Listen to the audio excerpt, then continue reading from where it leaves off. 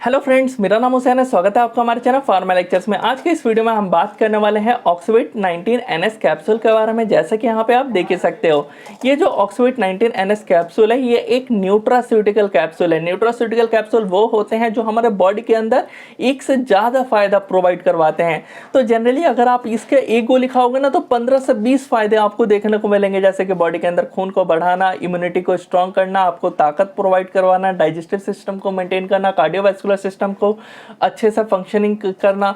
तो बहुत सारे फायदे, तो वो हम इनके कॉम्पोजिशन के अकॉर्डिंग मैं आपको इसके फायदे बताऊंगा। तो पहले हम इसके कॉम्पोजिशन देखेंगे, देन हम एक एक करके फायदा समझेंगे। तो इसके अंदर आपको एंटीऑक्सीडेंट देखने को मिलेगा, लाइकोपीन, अमीनो एसिड देखने को मिलेगा और विटामिन, यानी एक से ज्यादा विटामिन देखने को मिलेगा, यानी मल्टी विटामिन है इसके अंदर। और साथ ही मिनरल्स, यानी एक से ज्यादा मिनरल्स यानी मल्टी मिनरल्स देखने को मिलेगा। और साथ ही ट्रेस एलिमेंट्स देखने को मिलेगा इस कैप्सूल के अंदर। तो वन बाई वन हम सभी के बारे में बात कर लेते हैं। सबसे पहले आता है यहाँ पे एंटीऑक्सीडेंट। एंटीऑक्सीडेंट्स का काम क्या है इस कैप्सूल के अंदर? मेनली हमारे जो ये स्किन देख रहे हो ना आप, बॉडी के पूरे स्किन, इसके अंदर फ्री रेडिकल्स को फॉर्म नहीं होने देता। अगर फ्री रेडिकल्स आ जाते हैं तो ये उनको न्यूट्रलाइज कर लेता है, रिमूव कर देता है, जिसकी वजह से फ्री रेडिकल्स फॉर्म नहीं होते। और साथ ही हमारी जो ये स्किन है ना, ये पूरी हेल्थी रहती है, हमारे पूरी बॉडी की स्किन। उसके अलावा सेकंड अगर हम बात करें तो लाइकोपीन।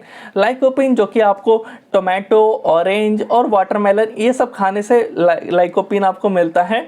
मेनली इस लाइकोपीन को इस कैप्सूल में इस वजह से डाला गया है कि आपको बॉडी के अंदर जो सीवियस डिजीज, कार्डियोवैस्कुलर डिजीज होता है ना, उससे बचाने के लिए, कि वो ना हो। जैसे कि कोरोनरी हार्ट डिजीज हो गया, एथेरोस्क्लेरोसिस हो गया, तो ये ना हो आपका। इसके अलावा अरिथमिया, इन सभी चीज़ के लिए जो है लाइकोपीन इसके अंदर डाला गया है। नेक्स्ट हम बात कर लेते हैं अमीनो एसिड्स। अमीनो एसिड्स का काम क्या है? तो ये हमारे बॉडी के अंदर प्रोटीन की सिंथेसिस करते हैं। आपको पता है अमीनो एसिड क्या करते हैं? जॉइंट होकर के प्रोटीन्स फॉर्म करते हैं। और प्रोटीन्स के अलावा अगर बात करें अमीनो एसिड्स, तो ऐसे कंपाउंड जो नाइट्रोजन कंटेन करते हैं, जैसे कि क्रिएटिन, पेप्टाइड हार्मोन और साथ ही न्यूरोट्रांसमीटर्स, तो ये सब फॉर्म करते हैं। क्रिएटिन का काम होता है कि हमारी जो मसल्स होती है वो एनर्जी की तरह यूज़ करती है क्रिएटिन को। पेप्टाइड हार्मोन के बारे में बात करें तो उसके अंदर 4 ये अमीनो एसिड्स फॉर्म करते हैं, जैसे कि human growth hormone, prolactin, adrenocorticotropic hormone, उसके अलावा इंसुलिन। मेनली इनका काम है कि सेल को ग्रोथ करने का, हमारे बॉडी के जो सेल हो वो बढ़े, डेवलप हो। उसके अलावा कार्डियक फंक्शन अच्छा हो, जो हमारा हार्ट होता है वो अच्छे से अपना काम करे। उसके अलावा रिप्रोडक्टिव सिस्टम जो है वो अच्छे से फंक्शन करे, काम करे अपना।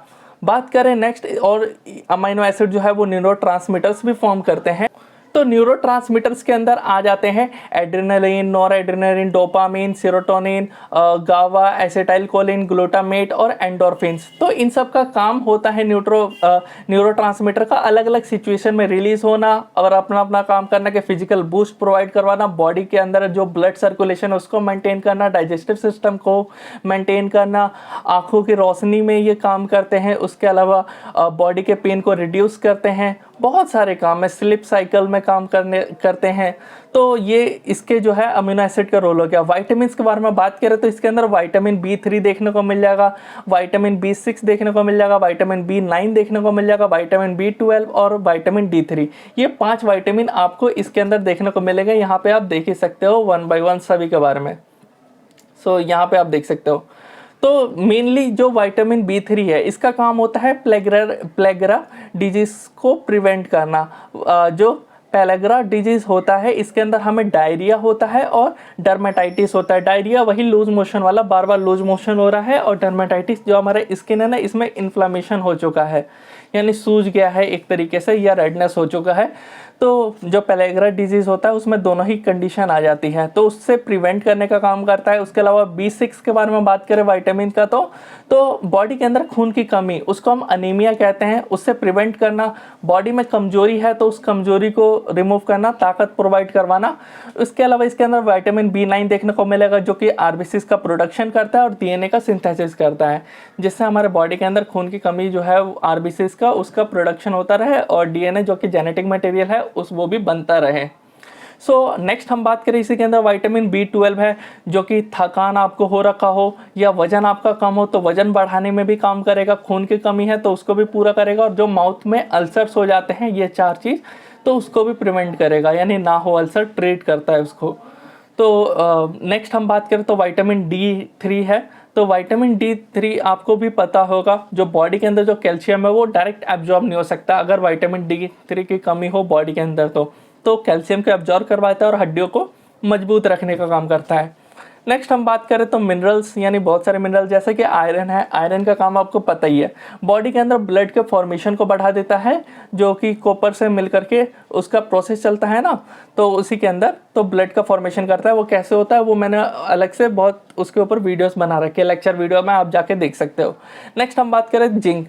तो जिंक जो होता है हमारे बॉडी की इम्यूनिटी जो है ना उसको स्ट्रॉन्ग प्रोवाइड करवाता है। नेक्स्ट मैग्नीशियम आपको देखने को मिल जाएगा, जो कि हमारे हड्डियाँ हैं तो इसको स्ट्रॉन्ग प्रोवाइड करवाने का काम करता है।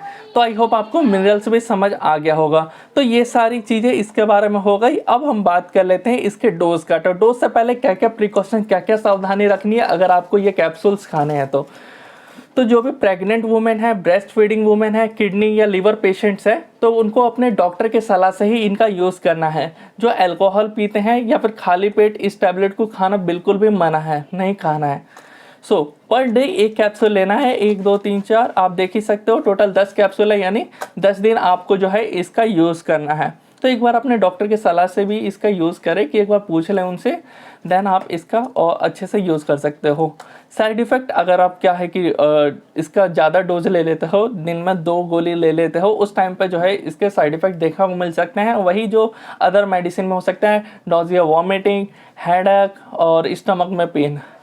बात करें अगर आप ये दवाई खा रहे हो तो अदर कौन सी दवाई नहीं ले सकते हो, तो एलोप्यूरिनॉल नहीं ले सकते हो। जो कहते हैं ना यूरिक एसिड बढ़ जाता है उस टाइम पे लेते हैं एलोप्यूरिनॉल, तो वो अगर दवाई खा रहे हो तो इसको नहीं खा सकते हो आपस में, अदरवाइज इंट्रैक्शन कॉज होगा और हार्मफुल साइड इफेक्ट कॉज होगा। उसके अलावा एबाकाविर जो कि HIV इन्फेक्शन को ट्रीट करता है, तो एंटीवायरल एजेंट है एबाकाविर, तो उसके साथ इसका आप नहीं ले सकते हो। इसके अलावा एस्कॉर्बिक, जो कि स्कर्वी डिजीज़ के लिए हम एस्कॉर्बिक का यूज़ करते हैं, तो उन कैप्सूल या टैबलेट्स को खा रहे हो तो इस कैप्सूल को नहीं खा सकते हो। तो ये कुछ सावधानियां रखनी है आपको, इंट्रैक्शन, साइड इफेक्ट सब कुछ मैंने आपको बता दिया। मिलते हैं नेक्स्ट वीडियो में। अगर आपके पास कोई भी टॉपिक हो तो आप कमेंट बॉक्स में बता सकते हो, ऐसी इंटरेस्टिंग वीडियो हमारे चैनल पर आती रहती है। मिलते हैं नेक्स्ट वीडियो में।